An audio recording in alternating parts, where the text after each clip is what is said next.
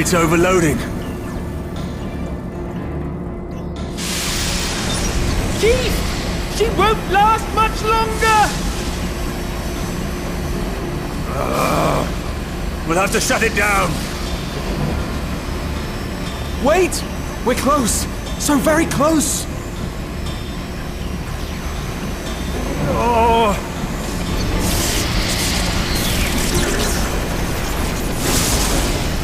Well, this is going swimmingly. Please, a moment longer. I beg you. There!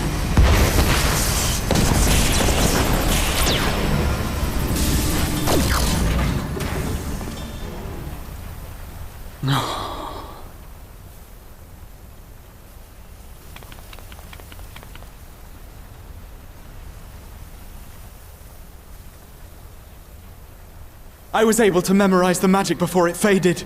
It still needs to be put to the proof, but I believe we have our cure.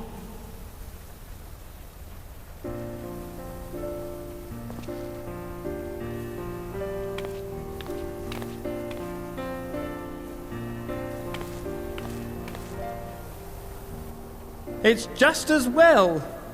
She'll never run again. The fault is mine. I'm sorry. Don't be. It may fall short of dimension hopping, but a cure for tempering is not to be sniffed at. This, my friend, is a world-changing discovery. One we're proud to have had a hand in. A few Magitech terminals are a pittance to pay.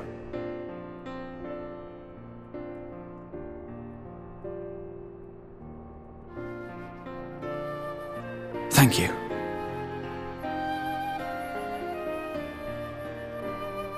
Well, we've done what we can. The rest is up to you.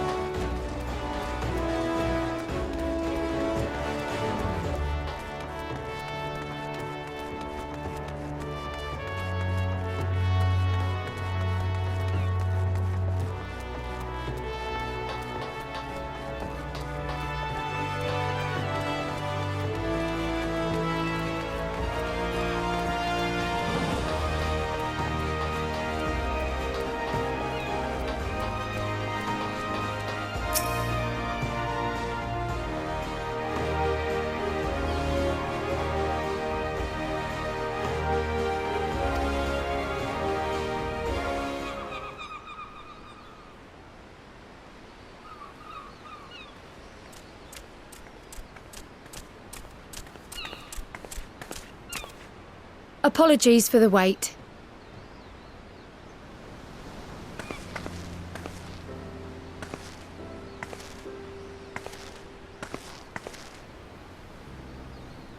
Gabu, have you been good?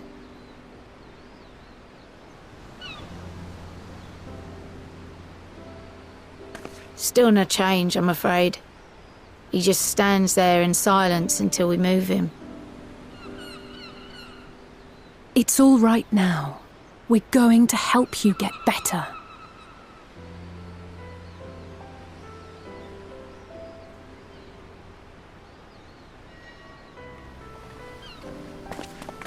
Fancy meeting you here. Alphino Yushtola! I thought you were attending to primal matters. We were, and came here for a meeting on the subject. Certain pirate factions did not deign to attend, however, and it was cancelled. We had resigned ourselves to having wasted a journey when we chanced to espy you. Could it be that there has been progress with the treatment?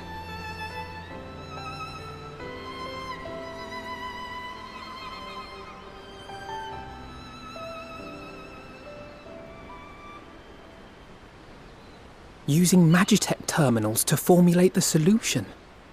I would never have contemplated such an approach. So this new magic, adapted from memory transference, would be used to purge the subject of their fanatical faith, while Angelo would be responsible for reanimating the ether of their soul.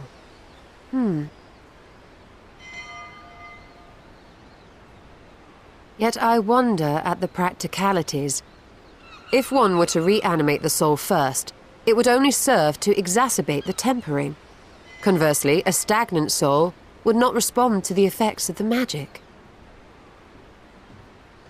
Would both need to be performed simultaneously? Nothing escapes Master Matoya's inquiring eye. As you say, both must be carried out simultaneously. And thus, I propose to imbue Angelo with the tempering treatment in much the same manner as I did the spirit vessels.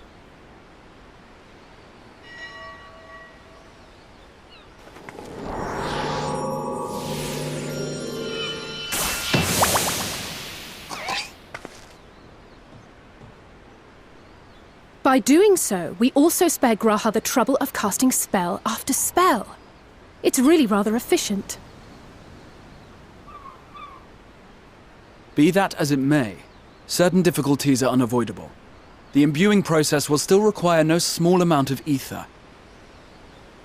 And, as I can no longer draw upon the Crystal Tower's stores of energy, I will be compelled to rely on those of others. Well, I, for one, would be glad to assist. As would I. Since the resumption of our duties, it has been naught but stuffy meetings, and I have ample ether to spare. Excellent. With your permission, then, let us begin.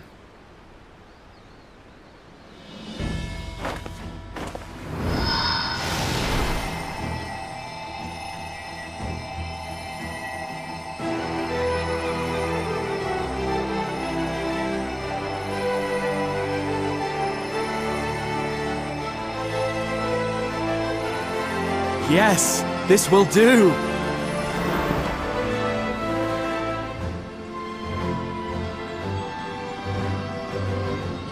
And now, it's my turn.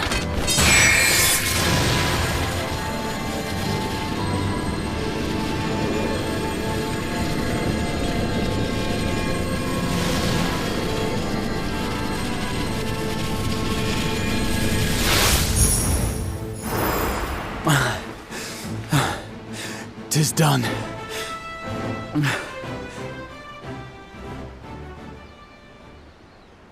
No small amount indeed.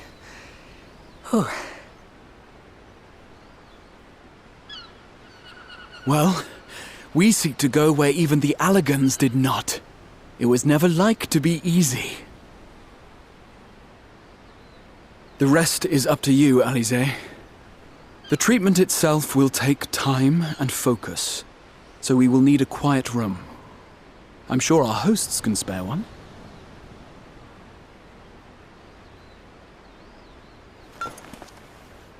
I will go with her.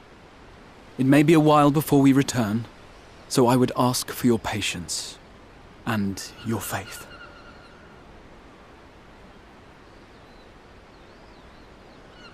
We'll bring Gabu back.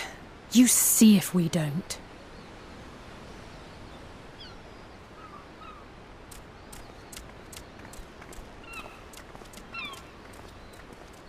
'Twould seem our part is played. Let us find a place to recuperate while we wait for news.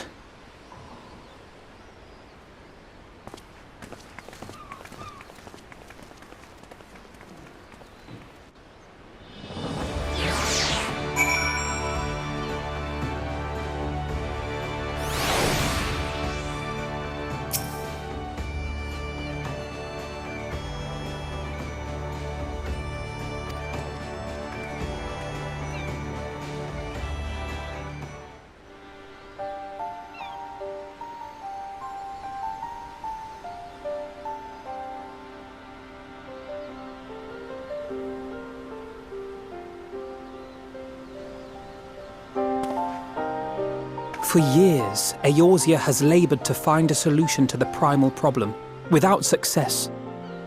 Any hope that tempering could be reversed faded long ago. I myself had given it up as impossible. Given up on the tempered and the light-corrupted alike. They were problems to be tolerated, or else eliminated, I believed. And to think otherwise was pure naivety. Childishness, even. But Alisaie refused to give up. She struggled and she struggled. And her efforts were rewarded with a way to bring back Halric. And now countless others may no longer be beyond salvation. However much we bicker, I have the greatest respect for my sister. Had I half her stubbornness, nay, her unwillingness to accept the status quo, I would be a far better person. A far better scion.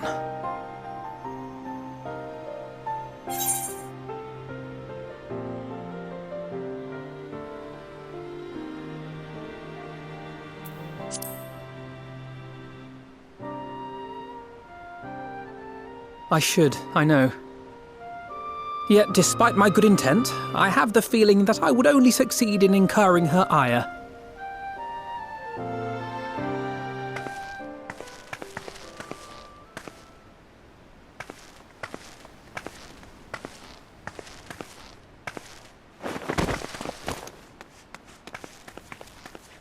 Alisaie, are you all right? The treatment. Did it work?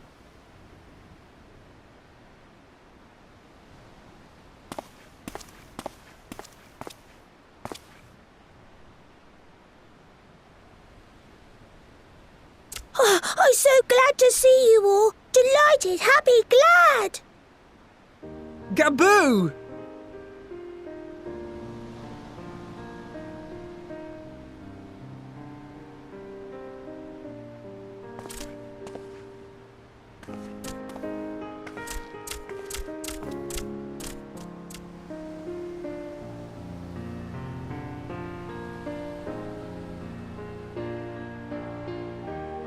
All this time, my mind was filled with thoughts of Great Father Titan.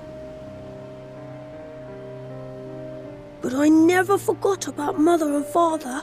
Always, they were in my heart. Constantly, ever, always.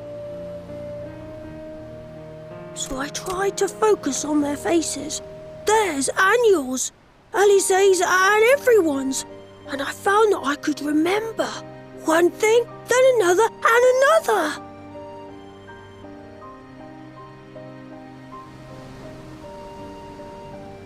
Your hopes reached Gabu. They helped him to hold on.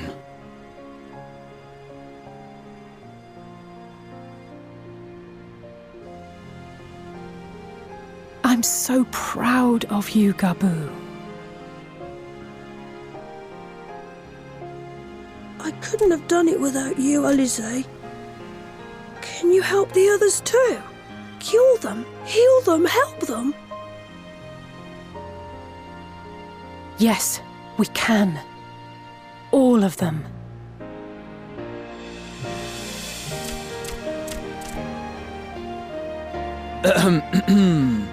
Without wishing to dampen the mood, I feel compelled to add certain caveats regarding the viability of the treatment for general use.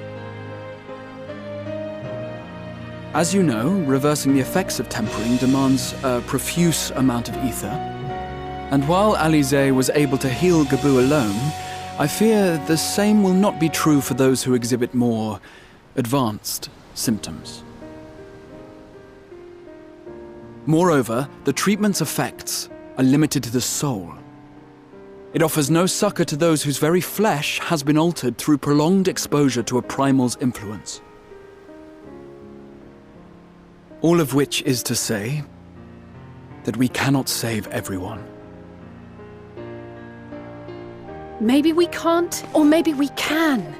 No one gave us a hope of saving Gabu, and yet here we are. We must find a way to treat as many as possible.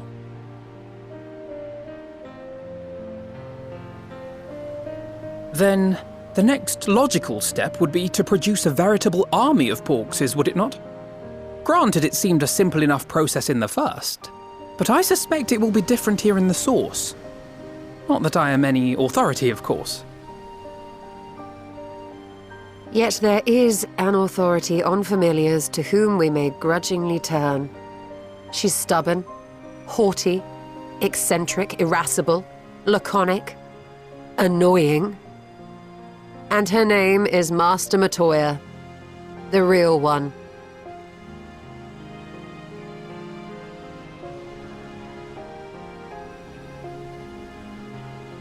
I have to go now, Gabu. But the people here will look after you, all right? And I promise to come and visit you again soon. All right. Thank you, Alize. Thank you.